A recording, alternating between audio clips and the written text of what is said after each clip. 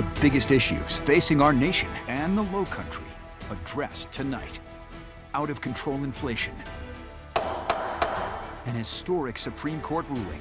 She says she won't support a national abortion ban without exceptions. I do think she's a little unhinged, but my record really truly speaks for itself. Record gun violence. Two candidates with two different visions for your future. Republican U.S. Representative Nancy Mace wants another term to represent you in Washington. I want to continue the work that we've started. There's so much work to be done. But pediatrician turned politician Dr. Annie Andrews says it's time for something new. I think that the community is ready for a change in representation in D.C. Tonight, you decide who gets your vote.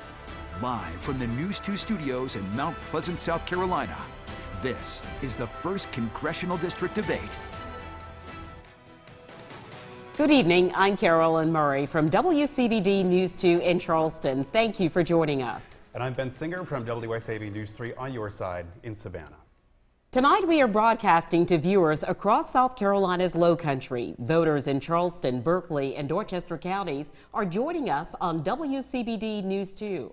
Beaufort, Bluffton, and Hilton Head Island voters are watching on WSAV. Representative Mace, the first question is for you. Now, gas prices are on the rise again, sitting at just under $3.50 a gallon in most of our area. Food, childcare, and housing still high. Congresswoman Mace, in your recent political ads, you say the Democrats have sent inflation to a 40-year high. You've been in Congress for 2 years, so tell us what you have specifically done in your time to help South Carolinians who are struggling. You have 60 seconds. One of the things that I filed as a bill earlier this year is the penny plan to balance the federal budget. Spending, deficit spending in particular, higher taxes all contribute to inflation. And the penny plan would balance the budget in about 5 years and allow for the federal government to increase spending for every year thereafter by about 10% or more once the budget is balanced. That is just one way that we can work to get a handle on the excessive, particularly the excessive deficit spending that our country's going through today. And inflation is a global problem. And two ways we could really help families fix their bottom line is to lower the price of prescription drugs. And that's why I was so disappointed when Representative Mace has voted twice against capping the cost of insulin, and she voted against allowing Medicare to negotiate prescription drug prices and capping the out-of-pocket cost for patients on Medicare. Reducing prescription drug prices would be a very effective way to help families struggling to meet their bottom line. The other thing— Follow up, Dr. Andrews, you support red flag laws and banning assault weapons. Representative Mace, you do not. Defend your position. You have 30 seconds. So you know who else supports red flag laws besides the majority of Americans? Donald Trump. States that have enacted red flag laws have lower rates of suicide and overall lower rates of gun violence. My policy positions are based on data and science, not special interest groups giving me money. Assault weapons bans also work, and we know that because we had one in this country and we had fewer mass shootings. Nancy says she was upset after Uvalde. Then why in the world did you vote no on that bill that 14 Republican senators voted for, Nancy? There's an assault weapons ban in Chicago, and 17 We are in South Carolina. We are not in Chicago. South Carolina data, by the way, the vast majority of gun crimes, people that are committing crimes with guns illegally, are over the age of 21 to 39. One of the other things that I want to mention is I've looked at the data too, and gun crimes are huge. Well, China actually uses your research, your gun research for anti-American propaganda. I will give you time to respond right now, and you can use this information as a part of your rebuttal. But when you do a permanent irreversible operation on a child, you can't take that back. So you've got to have some guardrails. Thank you, Representative Mace.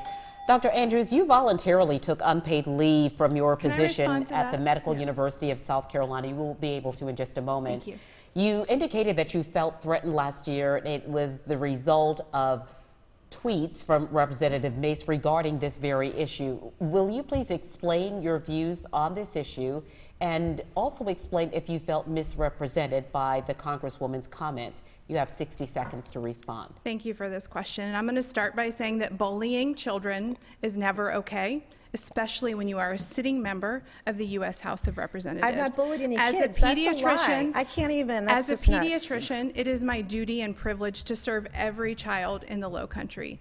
The attacks that Nancy has thrown at me and our children's hospital and vulnerable I haven't mentioned your transgender employer in youth. USC. That's a straight up lie. Vulnerable That's not true. transgender youth It's not in true. our community. You're just going to let her make all these lies are up on hateful. stage? That's Representative crazy. Mace, just one moment. Crazy. Please They are continue. You'll have an hateful, opportunity to rebut. bigoted, and built on lies, and they are doing real harm to children in this community. Let's set the record straight. I do not support gender-affirming surgery on minors. I never have, and those surgeries have never been done in the Low Country. But you know when I do see transgender kids? I see them when they show up at the children's hospital after they try to kill themselves because of bullying from adults like Nancy Mace, because 50% of these kids think about hurting themselves and 30% of them actually do. So I have had enough of this hateful, bigoted rhetoric from our Congresswoman. Thank you, Dr. Right. Andrews. If you Representative disagree, Mace, if you have think 30 that seconds sex to change respond. surgery on kids is child abuse, my opponent's going to call you a bigot. She also supports the prosecution and censorship of people online and throwing them in jail because she supported a letter recently by the American Medical Association that encouraged the DOJ to prosecute people who believe that sex change Who are surgery on threatening kids. children's hospitals that with is not, bombs. That's not. I have never once mentioned your employer. I have never Actually, once. it was in And my ad, I have Nancy. never Thank once you, mentioned though. your employer or where you work, which, by the way, she said she took leave on September 23rd. She said she took unpaid leave. Actually, on August 23rd of this year, she said on Post and Courier's Pints and Politics that she'd already taken leave, that she actually, in your words, not That mine, is that she not wasn't true. working anymore. She said that. So for 1 month, I think the taxpayers of South Carolina ought to know, were you Representative getting Mace, paid and not thank you working? very much. This On is March so of below the last level of a year, March of last congresswoman. year, Thank you very much, Representative Mace. What do you admire about your opponent?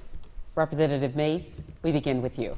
well, I admire that my opponent has stepped into the arena. It is a huge sacrifice to you, to your family. It's a lot of time. It's a lot of effort.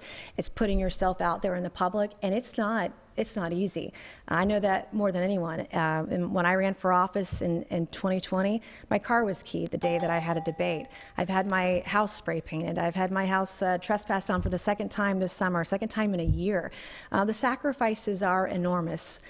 I appreciate this question, the bipartisan spirit of this question. I am tired of the mudslinging in politics, so I do like that we are ending on this question, and I do respect any working mother, so I respect that very much. Thank you. Before we leave you tonight, a reminder to voters that early voting in South Carolina begins on Monday. It'll run through November 5th. Election Day, of course, is November 8th. We want to thank both congressional candidates, Representative Nancy Mace and Dr. Annie Andrews, for taking part tonight. News 2 will be breaking down tonight's debate on CountOn2.com during a special edition of To The Point with Riley Benson and political analyst John Prasini. Thank you so much for joining us tonight. Enjoy the rest of your evening. Thank you again for watching.